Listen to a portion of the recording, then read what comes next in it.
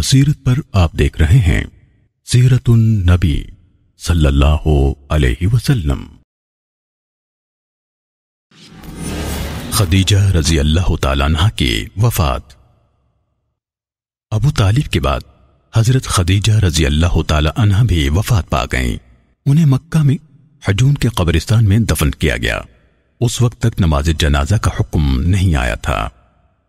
جبرائیل علیہ السلام نے نبی صلی اللہ علیہ وسلم سے کہا تھا کہ خدیجہ رضی اللہ تعالیٰ عنہ کو جنت میں ایک موتی کے گھر کی بشارت دے دیں، جس میں نہ کسی قسم کا شور و غل ہوگا، نہ کوئی تکلیف ہوگی۔ اور جبرائیل علیہ السلام نے نبی صلی اللہ علیہ وسلم سے یہ بھی کہا تھا کہ یہ خدیجہ آپ کے پاس آ رہی ہیں، جب آپ کے پاس آ جائیں تو انہیں ان کے رب کی طرف سے اور میری طرف سے سلام عرض کریں۔